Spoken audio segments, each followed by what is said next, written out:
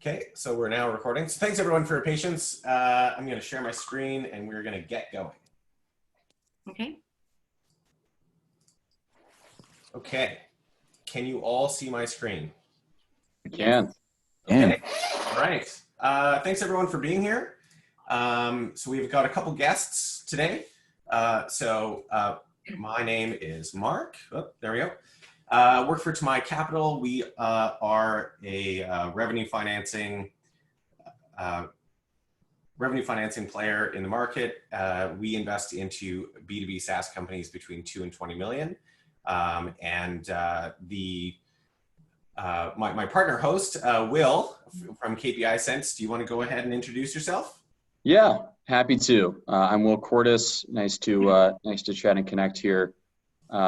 Like I said, I'm the founder and CEO of KPI Sense, and we are a finance as a service business. Mark, you may want to try to change the video format to active speaker, so then my camera. Yeah, sure. Maybe we do that real quick, and then I think we're good to go.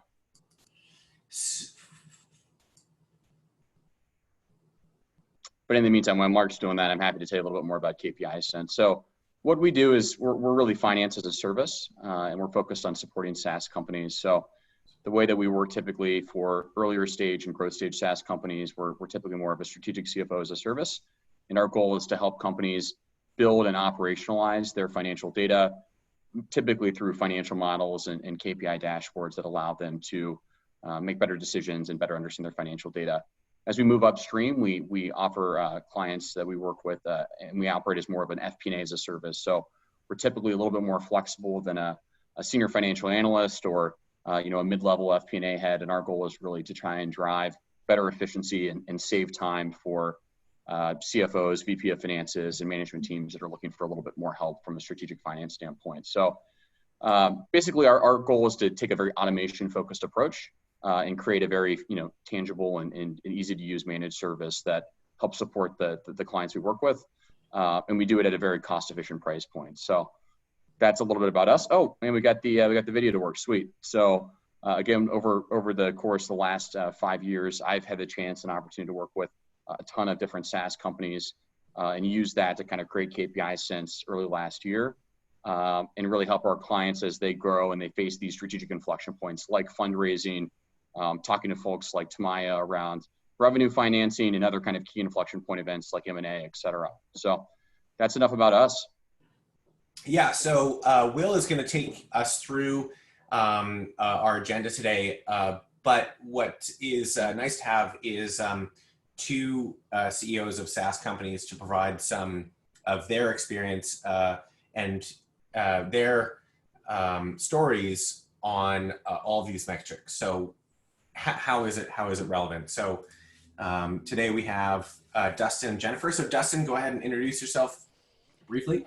My name is Dustin Yoder. I'm the CEO here at a company called Surify, a B2B focused insurtech serving the life and annuity space. So all we do is work with, the North American life and annuity companies as we enable them to digitally transform, whether that's sales, service, engagement.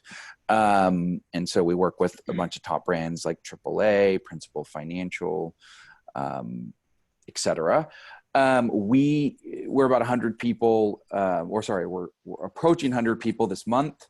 And we work with Tamiya for the last year or more. Started in my garage and kind of been through the ropes getting to where we are now. Great, thanks. Jennifer.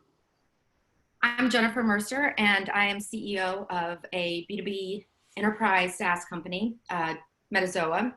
And we are high tech. We use APIs to manage large databases and orgs, and we primarily partner with Salesforce.com, and we work with some of their largest customers. So a lot of Fortune 100, Fortune 500, financial, healthcare, government, education, and in those sectors. And we also have been working with Tamiya for, wow, it's been a year. It's been a year. Right at a year. Yeah. Yeah, so last May. Wow, that went by fast. Thanks for both of you. We'll go back to you. So there's a couple things we kind of have two agendas. So one, we want to look over some information around how COVID has kind of changed the perspective with looking at metrics. And then we're also going to look through some high-level SaaS metrics. The one thing that I wanted to make sure that everyone understands is we're probably not going to be able to get through everything today. We really don't have enough time. So what Will is going to do is just go through an overview and start digging in. And as our attendees have questions, please go ahead and post that in the Q&A. And we can actually dig in and we can hear some answers from Jennifer and Dustin. So we may not get to everything, but what I'd like to do is give an opportunity for what is most relevant right now, and then have the discussion around that. So Will, over to you. Yeah, absolutely. And again, thanks for the handoff, Mark, and I really appreciate the intro. So yeah, I mean, like Mark mentioned, wanted to talk through some of the things that we're approaching when it comes to the COVID crisis. Again, we understand this is a tough time for everybody to kind of handle at this point, and there's a lot of things and difficult decisions that potentially need to be made depending on how your business is being impacted through this crisis. And again, happy to try and answer any questions that pop up along the way, but wanted to share some high-level information. You know, this is just some of the things that we're doing with our client base. You know, we support just under 30 customers within, largely within SaaS. We have a few tech-enabled services businesses we work with as well, and we've seen folks be impacted in every way, shape, and size. We've seen businesses get absolutely hammered from this because they have end segments or end users that have been, truly impacted by this. Or we've actually had a couple customers that have actually thrived in this scenario, that have done well based on, either providing video-based tools or more kind of remote-based business.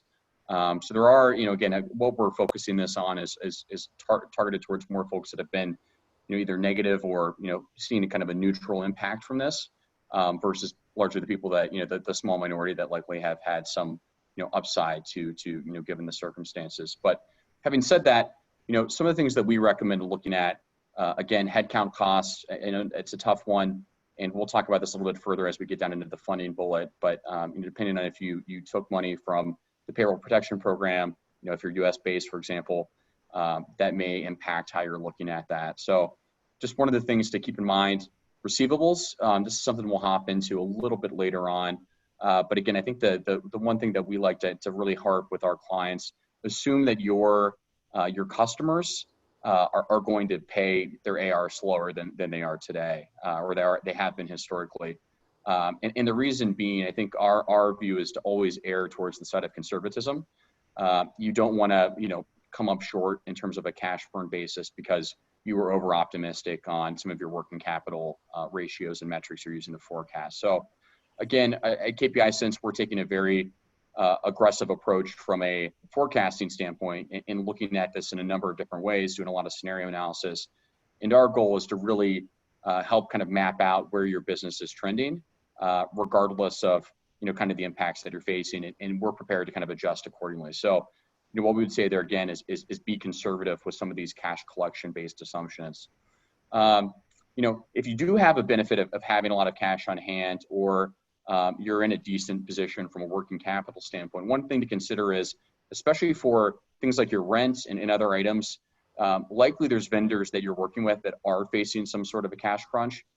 So you do have an ability to go and try and negotiate with folks on that side of the house, and try to find ways to potentially prepay, accelerate payments on that front in return for a discount, especially for some of these vendors.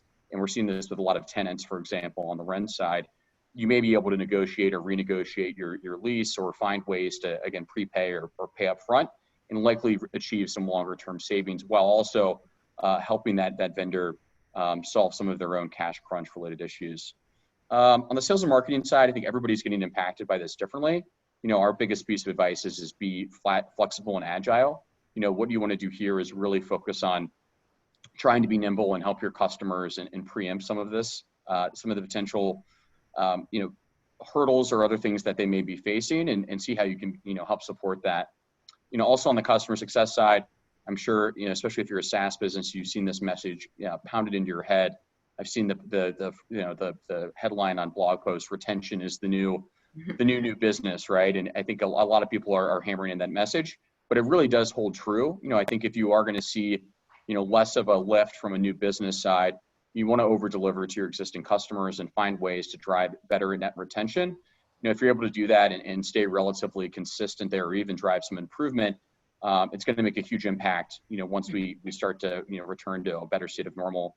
And then lastly, on the funding side, again, I'm sure, Dustin and Jennifer will have some additional stories here and anecdotes, as you may have heard as you came into the webinar. But I think one thing that's a hot button topic for everybody is the payroll protection program here in the United States, as well as other government-driven funding programs to help either augment or provide capital to kind of support your business from a working capital basis. But again, we can hop into that as we go forward here a little bit further on. Yeah, so Will, perhaps we just start just briefly on how Dustin and Jennifer have approached this new time, and then why don't we talk just briefly about receivables and how the difference between annual contracts, annual payments, as in cash flow versus monthly payments, and how you're managing that month-to-month wave. For sure. Yeah, so Dustin, maybe you want to start? Yeah, so I mean, I would say to start off, the last 60 days have been, I think for everybody probably on this call and the world, it's been a big question mark. So we, at Surify have gone into a very proactive and focused approach on managing cash spend, and also just the necessary, I call it literal itemized necessary expenditures. I mean, the first things as examples we did is look at what we're planning to spend, and does that need to happen? This is all premeditated of even any event taking place, but also we went and did itemized reviews, for example, of all AP accounts, obviously accounts payable, who do we owe money to, or will we, what can we do there? So we did a very systematic approach. I kind of, with our CFO, my question a lot of times is not necessarily what your accounting looks like, but what does your cash look like? And then how do we reserve it? And so I'm lucky enough to have someone that looks at that every day. But then we just started to get on a process, and a group of us looked at that every other day, managed it, asked where we could push, et cetera. We're hoping that we'll find a net even or a net positive from COVID, but that doesn't mean that we're not all fixated right now on managing cash until the world loosens up. That could be 24 months. Yeah. Jennifer. Yeah, absolutely. I mean, I'm an operational CEO by nature, so I think, KPI Sense, what they offer is exactly what I look at weekly, probably now daily, maybe hourly, but just really going through it with a fine tooth comb and looking at every expenditure. I like to know what's coming in, what's coming out in real time. So I meet with my team very often. We are annual contracts. So we have a lot of customers who have, prepaid in earlier months and aren't up for renewal for maybe 1 or 2 years. And then we have, renewals coming up. But looking at collections, we've been pretty okay with collections. We have had some new business ask for deferred payments. Everyone is asking for a discount right now with new business and even renewals. So that's something to take into account. What did I hear the other day? Well, I think everybody's hearing this. It's better to have a downturn than a churn. So churn is the word that nobody wants to hear. And that's why customer success is also a big initiative for us, because marketing was prior, but a lot of these events are going online, and we have these extra dollars now. We're doing virtual events, and so now let's focus on customer success. We work with these really large customers, and churning them would be that's the one thing we're really trying to avoid more than anything. And both of you, as we discussed it briefly at the beginning, perhaps some people missed it, both of you were able to secure PPP. Yes. There's some hiccups with that. Yeah, you can, Jennifer, you go first. I would just say, yeah, we both haven't secured it yet. I secured it. Yeah, you secured it. I did, but as of Friday, I had not. And yeah, there's a lot of hiccups with it. There's a lot of unknowns. There's a lot of no information, no contact, no, so it's frustrating for everyone. You're hearing it's running out. If anyone out there has applied and you have a 10-digit loan number, just be patient. You'll get a DocuSign from the SBA, and then you'll be funded within 10 days. We were funded within 1 business day, which means their process is obviously picking up. Maybe their software has gotten a reboot. But if you haven't, I recommend applying through a small local bank. Just if you have a large bank, just go out and apply, or a fintech site like Lendio, Cabbage. I think even PayPal is doing it right now. But you can apply at as many places as you want. You'll only get 1 loan. It will automatically note that. So that's my recommendation for the PPP. And be patient. And I didn't get it yet. Just so everybody, but we did get a 10-digit, and then just this weekend, Citibank called us like an agent, and wanted to check more data. So it almost seems like there's a double input. That's what I was highlighting on our call before we started. Right. It feels like there was this secondary input that your bank had to do, like to document like more details, or that they're updating those forms right now, and thus they may not. They may need to almost like call everyone. So that's all I got. Yeah. And any questions on that? Attendees can just go ahead and put your questions in the Q&A, and we can address them. Yep, exactly. I actually just answered Mike, who had a fantastic question around annual contracts and annual payments versus monthly payers, and it's a fantastic question, and figured I'd address this live too. If you're able to move and improve your payment cycles in any way, shape, or form during this, by all means, I think it's something worth approaching, even if that means potentially negotiating and working with customers that have been on a monthly basis. If it means adding discounts, definitely something to consider, because ultimately that's going to have a better impact. And what it really does too is it's not just a cash flow benefit. You also see a benefit from a net retention standpoint moving forward, as what this does is it bridges and reduces your amount of total renewable dollars. So by that, it's less burden on your customer success team, and it allows you to kind of work within those cycles a little bit more efficiently. So not just more cash to reinvest in the business, but also help support net retention, and makes folks on your team's life a little bit easier. But having said that, I think I'd love to go to the next slide, Mark, when you have a chance. Great. So again, we'll do our best to get through this and work through this efficiently. Again, our goal here is to keep this pretty simple, and then we've got a sample dashboard at the back. Again, if you're looking for any of these details or definitions, and if any of this stuff's murky, definitely would recommend checking out our data dictionary that my team has pulled together. If you go to KPI Sense website, you look in the top bar, you'll see a data dictionary link. I don't think you can click it here. But what I would say is there's definitely a lot of good metrics information there, and especially if any of these metrics or definitions are hazy, I'm happy to chat further. But with that, I'd love to go to the next slide and talk about cash burn a little bit further. So this is a good one, and again, I'd love to get feedback from Jennifer and Dustin here as I run through this really quick. But again, cash is king right now. I think we all understand that, given the circumstances, and obviously the payroll protection stuff, as well as some business items that things that you're executing on can help that. But in terms of this, we are, again, most of our clients are assuming more conservatively a more aggressive burn rate, and that is probably attributable to a number of reasons. Like I mentioned, the days receivables ratio, which we'll talk about next, but also because we're going to assume that there's probably a higher instance of bad debt.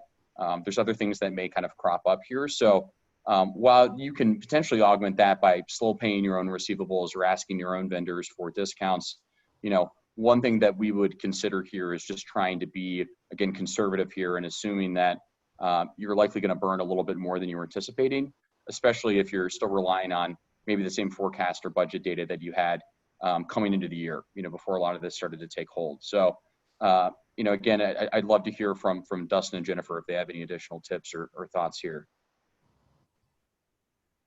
I can take it. So Yeah, we look at burn all the time, obviously, and I'm trying to be extremely conservative as well. Certainly looking at, software programs that we maybe don't need. We are renegotiating with even vendors like Zendesk that we use all the time, and Google. They're actually very helpful. They've been offering, free services for a period of time, Google Meet, things like that. But then also, looking at my typical forecast where I just take a percentage of growth and I'm looking at growth, I think Dustin said we're looking at coming out a little bit better than last year, hopefully better, and at worst breaking even. But you have to, we're only 60 days into this. And so there's still a lot of unknowns. And so looking at my typical percentage of growth, I had to completely rework my forecast and look at a smaller upturn of that and really plan for an unknown future. And cash is king, so try to keep as much on hand. For sure.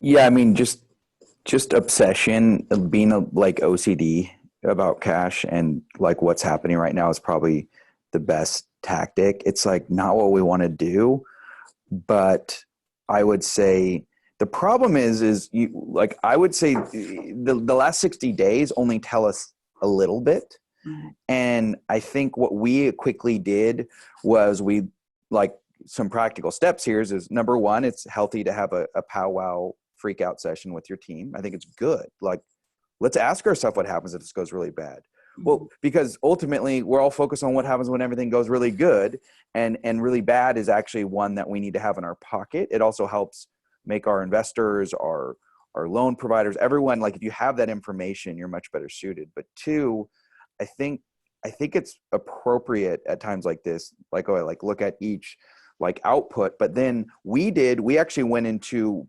forecast mode where we did our 100% forecast, 75, 50, and even 25, and said, okay, let's talk. What does this really mean? You can only really digest things when you really bring it down to something like that.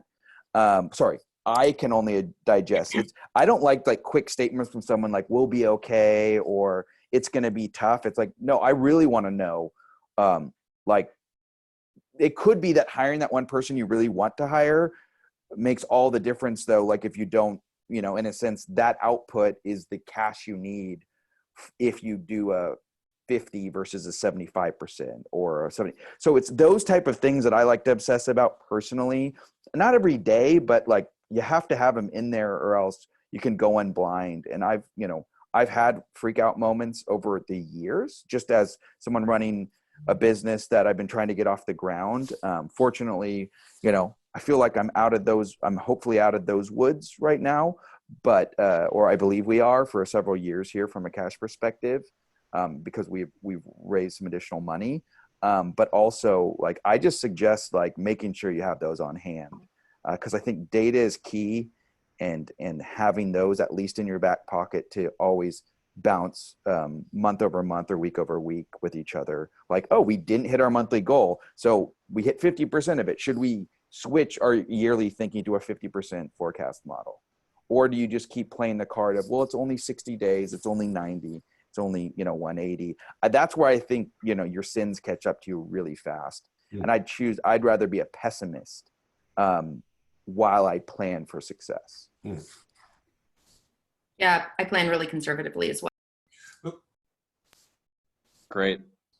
Well, yeah, let's keep moving forward here. Mark, do you mind going to the next slide?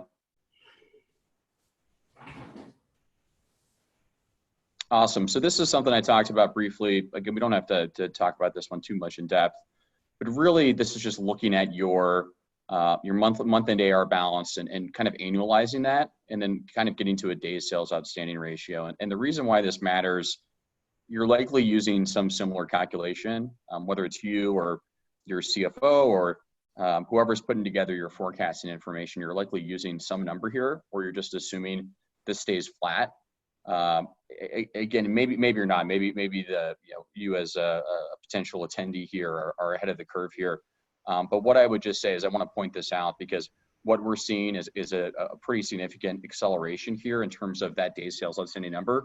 If you typically collect all of your invoices on, on even net 30 terms, and they come in on the 30th day of the month, your day sales outstanding ratio should be, right around 30 days, right? So what we're assuming now in this environment is that number is going to trend up. You may be looking at 35 or 40 or 45 days if you were traditionally a net 30 receiver of payments from your clients. So again, just putting it on your radar, and something that, again, that it's one of the most important things that's going to impact your net working capital that's really out of your control. I mean, you can try and be more, communicate better and be more proactive in terms of your outreach to collect these receivables. But ultimately, it's going to come down to the customer side and how they see this in terms of how that's going to impact cash flow from that perspective. So again, it's probably Mark, it's probably worth heading to the next slide. I think we can always touch on this on the summary view, just to keep things moving. So again, I mentioned some of these items. Again, I'd love to hear any additional commentary that Dustin or Jennifer may have at this point. But again, our goal is just to, as a business, when we are working with folks, our goal is to try and, again, err to the side of conservatism. So don't want to beat that point to death. But I would say, again, I already mentioned some of these other points around reaching out to vendors if you are in a better cash position, and looking at other ways to kind of free up some opportunity from a cash perspective. The one thing I would note there, especially if you're a receiver of a PPP loan, definitely be cognizant of what you need to accomplish in order to achieve forgiveness there. I think there's a lot of folks out there just assuming that it's all going to be forgiven and it's free money, but there are still some thresholds and items you need to be aware of. For example, on a payroll basis, you can't just pay yourself, 30 or 40K over the 2-month time span. It's going to be on an annualized basis. So if you're paying more than 16K a head, per head over that 2-month span, some of that amount's likely not going to count towards forgiveness. So things like that, there's smaller things to be aware of. So, would definitely recommend communicating with your bank on this, and definitely communicating if you are using a payroll provider. There's folks who can ask questions there. And if you're still kind of confused on that front, feel free to reach out. We are working with a number of our clients on some of this PPP stuff. But other than that, I think that's probably a decent summary from my perspective. So Dustin, Jennifer, I don't know if you'd have anything to add, on some of these operational metrics. Will, thanks for that.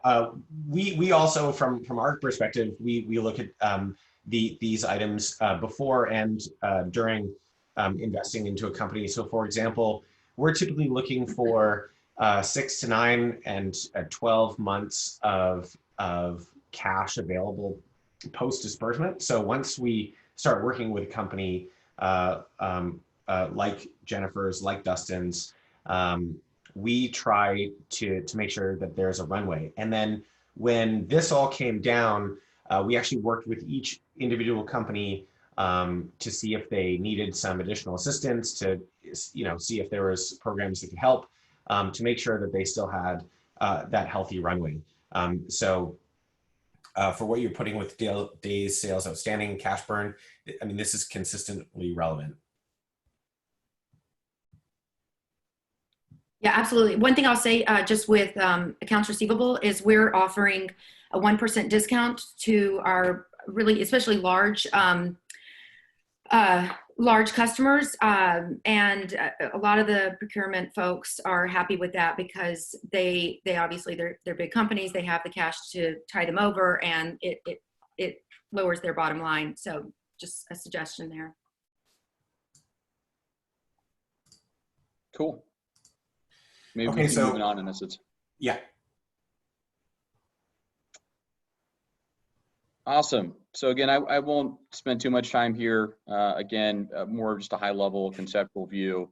MRR, ARR are important here. The one thing I'd add, definitely be aware of your contracted ARR, and likely a lot of you are already doing this, but kind of keep a view, especially if you have folks on annual payments, map out when some of those are coming in. And again, if you're booking new customers based on your implementation cycle when people are paying, CAR is definitely something to pay attention to in this market, to stay kind of aligned there. But with that, I think, Mark, we can probably move to the next slide. This was a concept I'm sure everybody's fairly comfortable with. Sure. So the one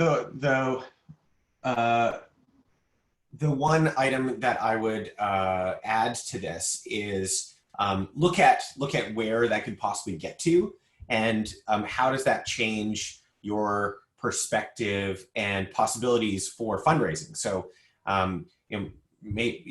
we've talked a lot about PPP, but actually, previous to this and going forward, when everything starts to return to some kind of normalcy, what does that actually mean? So I know that this is often on Dustin's mind because he's looking at what his current MRR is, what his ARR is, and how is that going to affect his raise, and whether that be a non-dilutive raise or whether that be a series. Your multiples can change quite dramatically in this industry, in B2B SaaS. And so, Dustin, maybe you want to add a little information, a little perspective that you've had on that. Yeah. So, I mean, I think it's pretty practical to share about, what we ended up doing, going back a year. So, in short, or I don't know the exact amount of time, year and a half, but we were growing at a consistent pace, but we wanted to hit, number one, we needed cash to keep growing. But also we wanted to wait and raise at a higher valuation. And we all know how that goes. You kind of get stuck. I call it stuck in no man's land between these square numbers, or numbers that the firms you're talking to want. And, you guys, those on the call know this, there's just all these different like tranches. Well, long story short, we found that, we could use non-dilutive capital, for example, with Tamiya, which ended up being a saving grace to where if you really looked at the cost of like an equity round at, the revenue we were at versus what we've done over the last year and a half, which has grown about 300%, it's just a massive difference in what it costs. And so long story short, the kicker is with like equity capital, that's at the end of the day, it is expensive because you're selling large parts of the company at the valuation of where your revenue is that today versus paying just an interest fee or whatever your deals are with these revenue driven lenders. It just has a major upside, and Surefy personally has recognized that dramatically because we've raised after using Tamiya for a year and a half, and that 300% improvement. But the one throttle that I will highlight, it's just a known fact, is when you work with like a venture debt provider, et cetera, it's great because it's really affordable. And then on the flip side, you do have throttles, right? You can't just like unleash the throttle. The idea is to keep growing, everyone being wise, considerate, and managing like predictability moving forward versus, a lot of times what kills companies is you raise a big equity round, you just slam the gas down with no throttle whatsoever. And you got to wake up in a year, 2 years and raise again, and you better hit all those goals. We found a great partnership in Tamiya because we nurtured each other along that path, access more capital, and you play by the rules, or I think there's some legal term for it, some like your commitments or your. But it's been great. I don't know if I'm making total sense to everyone because I know my story is, it's long, but I'm doing it in a short amount of time, but it's been very successful. That's great. Thanks, Dustin. Will, do you want to move forward? Yeah, I think that'd be great.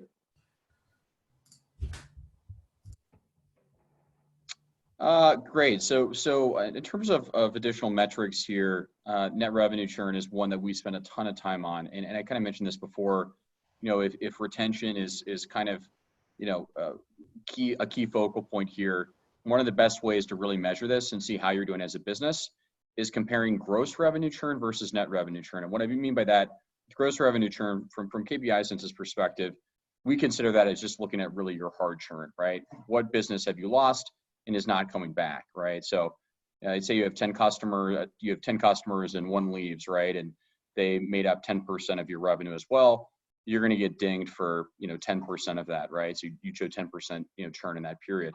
Now let's just say your a second customer, they upsell and replace that amount. On a gross revenue basis, you've churned 10% effectively. But on the net revenue basis, you've completely mitigated that, and your net revenue retention would be at 0% or 100% in that sense. So really, what our focus here is, how effective is our customer success management program are we doing a good job with our pricing strategies, and are we driving further growth? Now, you may have more of a self-service product that may be a little bit harder to achieve and drive more efficiency. So this is going to be dependent on your business model and how you're approaching customers.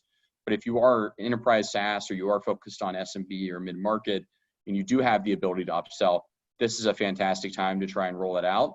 The other thing, as has been mentioned before, you can also drive some efficiency in terms of better payment terms if possible. So just a couple things to consider here. But when we think about this, what we're really looking at from a net revenue churn basis is seeing how we're able to drive more efficiency from expansion and contraction, and ideally offset, some of that churn that we're unable to avoid on a gross basis. So, Mark, I don't know if you have any additions there, but otherwise I think I'm good from my end if you want to move forward. That's great.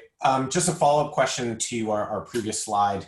A question here about if venture debt providers will tweak their terms to be more investor friendly and or restrictive going forward. So maybe Jennifer, you want to talk about that?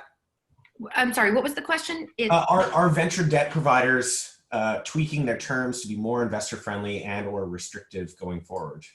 Well, so I've been on both sides of this. My previous company, I raised 23 million, exactly what Dustin said, where there is no throttle, you just hit the gas and go, and then and you're encouraged to do that, right? And then you raise again and again and again, and your dilution is pretty high at that point. Went through an acquisition, and the second time, my second venture, I decided to look into venture funding, revenue-based funding, and because of that, we could take our time and grow more strategically and methodically instead of just kind of a sink or swim kind of a scenario, right? With the VCs, because that's what they need. They need a quick turnaround. That's their investment. They invest in 10 companies, one might succeed. So with Tamiya, it's different because you're in this journey together, you're growing together. I would say the due diligence is similar to raising VC money or seed money, in that they're looking at the business as a whole, the health of the business. They're looking at all of your metrics. So having this in place, whether you're going out for venture or revenue or anything, is really, really important. Not only knowing it for yourself, but having it ready to go for when you try to go raise money, because that's what they're going to look at. And then, yes, it is negotiable. Everything is. And they're looking at it. It's a company by company basis. It's not a loan. Yeah. Will, what have you seen in the market? Yeah, I think people are open to getting more flexible. I mean, I'm sure that there are capital sources that are tightening in this environment too. So I do think that there's an opportunity. The fact that Tamiya, for example, is open to being still kind of focused on having the cash spigot flowing, I think is a great sign. But I think it's really lender dependent, right? I mean, we are seeing some folks approach this in a number of different ways. I think everybody's reacting differently. So I don't know if there's one, true kind of point to make there, but I think it is very kind of, you kind of lender specific. But I do think that there are opportunities out there from that perspective. Okay, so why don't we continue on with the slide? Sure. Yeah, so just a quick summary here. I kind of talked about gross revenue retention versus net revenue retention. New bookings growth, again, we're likely looking at a more conservative bookings plan for the rest of the year. And then kind of two other add-ons here, trend analysis and, tracking customers by plan or prototype. So these both kind of boil down to customer segmentation analysis. If you're able to dive in and really look at, some of the work or trends that you're seeing across your customer base, we highly recommend doing that. And it's something that we're doing with most of our clients now. And by that, I mean, really did go a layer down. It's not just, hey, here's our net retention, here's our MRR growth. I want to see what those MRR trends look like across different subsegments. For example, if you sell to the SMB, mid-market, and enterprise, what does my recurring revenue look like across all three of those? Or to even go a step further, how do certain sub-verticals or sub-markets that I as a business focus on, how are those being impacted here, right? Are we seeing an inordinate amount of focus, in certain subsegments versus others? That's where all this comes down to. And the goal here is to try and uncover and look at data quickly and effectively so that you can try and preempt that to some degree from a business strategy standpoint. So if you can preemptively reach out to these customers and try to stave off that churn if you're starting to see some negative trends take hold, or alternatively, if you're seeing some positive trends within certain segments, this is a great time to try and be, very quick to react and ideally drive some, better efficiency from either kind of a business expansion standpoint or from a new business standpoint. I'm a big fan personally of using NPS or some other customer success metrics to catch those people before they actually churn. But we can, that obviously is for another day. We can continue if you have nothing else to add there. Sure. Yeah, and I think, additionally, if we're talking about sales and marketing metrics, again, we don't have to spend too much time here, as I know we're running fairly long. But, what I would say here is, again, these are kind of some of the core metrics that we'll look at as a business. I think customer lifetime value, customer acquisition cost, LTV to CAC, and months to recover CAC are all metrics that you should be tracking as a business. One thing that we are recommending to do, if you have the ability to, is really focus on cutting back on some of your sales and marketing spend if you're able to, and if you know it's going to be less effective, especially if you're facing a more constrained cash position. And by that, our view is what you can do is you can help offset some of the negative impacts you may face on some of these ratios. If you're not booking as many customers, or for example, if you're seeing churn uptick, one thing that we would recommend looking at is trying to find more efficient customer acquisition channels, and ideally reducing marketing spend that's going to be less effective during this period. So again, it's being very nimble and being focused on finding ways to drive further efficiency within your business model. But if you're able to kind of drive better performance or efficiency there, ultimately it's going to make your business better in the long run. And there's nothing stopping you from turning some of those paid acquisition channels back on, once we're through the thick of this, so to speak. But yeah, I don't know if you all would have any additional adds, Mark, Jennifer, Dustin. I would just add with the months to recover CAC, that's one that we're really looking at, because again, with the large enterprise, some of our, Dreamforce, for example, is really expensive.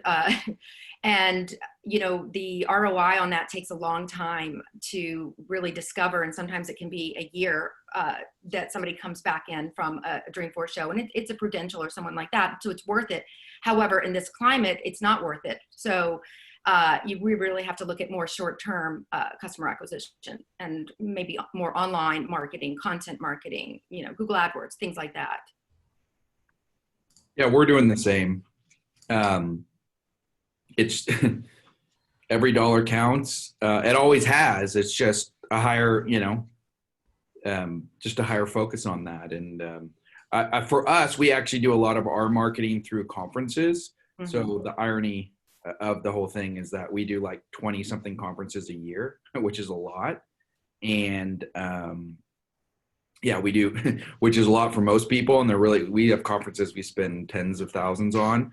And now the question is, how do we get out there and change it all to digital for now? Because I don't know when people are going to start going to conferences again. I do want to say this is actually turned into our favor, because we also go to about 20 conferences a year as well.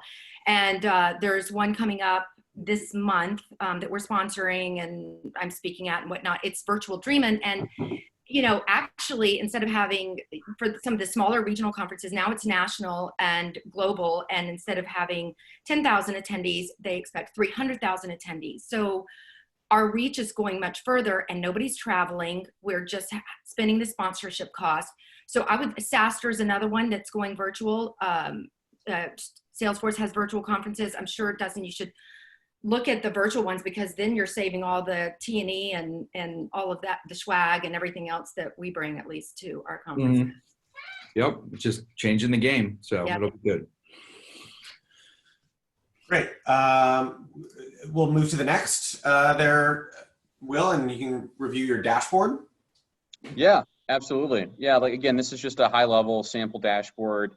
Again, the stuff that we put together is likely a significantly more detailed, but again, just to keep it simple and just nail on some of the concepts, our focus here is really just to identify some things that we're focused on. And again, all of these items are going to be key or important as you're thinking about financing or other opportunities. So I kind of talked about all three of these trends, so we don't have to spend too much time here. What I would say is, again, our focus point is seeing if we can drive further efficiency and look at our trends from a net revenue versus gross revenue standpoint on the churn side. So if you see that first blue box, really what we're looking at is how much of that hard churn on the loss side are we able to offset, through the growth of our expansion, within our existing customers, less the potential contraction you have there as well. So again, these are hypothetical numbers. This is a hypothetical company, but we do tend to see this trend a lot. And our goal is to see if that's improving year over year, quarter over quarter. So just something to be aware of and think about as you're looking at this data. Again, on the day sales outstanding, again, we kind of talked about this concept, but we're seeing this start to tick up a little bit more. And I would assume conservatively that if this was to go out into April and May, that this number would continue to tick up. And again, that could be regardless of what you're looking at. And again, the other thing to consider too is you may have some large, AIR items out there that could kind of drive, and change this number pretty radically, especially if you're an enterprise business and you have a handful of very large invoices outstanding. Having said that, again, you may want to consider isolating that and looking at the rest of the business, once that comes in. So again, there's no perfect science here, but again, we would always recommend looking and erring towards the side of conservatism on this front. And then on cash burn, again, we talked about this. Again, I think we are seeing that number tick up across a lot of our businesses. Having said that, I think you are able to potentially augment that, through PPP or through some of these other programs. You just want to make sure that you're being kind of efficient here. So while we would typically think about cash burn as more of a normalized type of figure, in this environment, I think it's important to include, one-time examples or things like the payroll protection program, as it obviously can drive pretty significant impacts from a cash basis standpoint. So that's it from my end. Again, I don't know if any, Dustin, Jennifer, or Mark, if you have anything else to add, but I think that's pretty much it from my standpoint. Yeah, so from our perspective, as an investor into these businesses, we definitely like seeing metrics. So we're very much a metrics-driven investor. We do like to have good conversations with the CEO, the entrepreneurs of these SaaS companies, and find out what type of entrepreneur they are. Typically, we are investing into capital-efficient businesses. Ones that aren't necessarily swinging for the fences and burning quite a lot. Like I said earlier, we're looking for about 6, 9, and even 12 months of cash post disbursement. But what we like to do is get just a ballpark figure of where that business is at initially to establish a fit, and then we dig into those metrics. So we look at a very similar dashboard that you presented here, Will. And we look over 12, sometimes 24 months, each month to see how consistent things are. And, as this whole COVID occurred, we also worked with our individual portfolio companies doing roughly the same exercise to make sure their cash forecasts going forward were adjusted for the different times that we live in. And we do look at these metrics. So this is very helpful to see an example dashboard, Will, for what you put together. And these do definitely impact whether or not a company can receive the type of funding that we provide. This is very helpful as an overview to look at that. Let me just go to the next slide here. So just quickly about us, this is kind of the wrap up of the webinar. So if you have any additional questions, please throw it in the Q&A. We'll hang out here for a little bit longer. So Tamiya is a financing provider to B2B SaaS companies between 2 and 20 million. And we're non-dilutive, so we don't take equity, board seats, personal guarantees, and warrants. And if you'd like to learn more about us, you can check out our website and reach out to myself directly. Happy to have a conversation about the type of financings that we do and the type of companies that we work with, similar to Dustin and Jennifer. Will, anything else you'd like to add? No, thanks everybody for joining. It was a pleasure getting a chance to chat with everybody, and thanks to my co-panelists, Dustin and Jennifer as well. I think it's great to hop on and chat further. And yeah, as Mark mentioned, happy to answer any other questions that folks may have. Otherwise, hope everybody has a great week. Yeah, thank you all for having us. It's been great. Yeah, Dustin, thanks very much for providing your perspective with Surefy, and hopefully that PPP comes through for you. And congrats. I closed a funding round while we were on the call. I kid you not. That's a true story right now. Congratulations. Awesome. Wow. I told you guys the other week I was working on it. So Tamiya was a big part of getting us there for the last year and a half. So that's awesome. Tamiya achieved. We all kind of got something there. I literally got it a snapshot of the bank account. So while we were on the call. Congratulations. So thanks for celebrating with me. But thank you, Tamiya. Did a great job getting us there. That's awesome. Well, when we can, later down the road, we'll definitely be getting some high fives. Yeah. Alrighty. Virtual now. Virtual high fives. Virtual high fives. For sure. Jennifer, anything to add on your end? I would just add that, honestly, if I had KPI since about 2 years ago when we started, this would have been fantastic. I tried to muddle through this myself and put it all together and figure it out. And eventually I kind of did, but I think it's just, especially now, I mean, being on top of this and knowing it, and you know, you will eventually go raise money in some form or fashion, and having all of this information and having it tracked over a period of time and showing your growth is invaluable. So I recommend it. Really appreciate that, Jennifer. Thanks a lot for that. And like I said, we're happy to help. And if anybody has any questions, don't hesitate to reach out. Happy to try and be supportive there. Absolutely. Okay, thanks everyone for being here. I have recorded this webinar. I'll be sending out an email shortly, probably later this afternoon, possibly tomorrow morning, with the recording.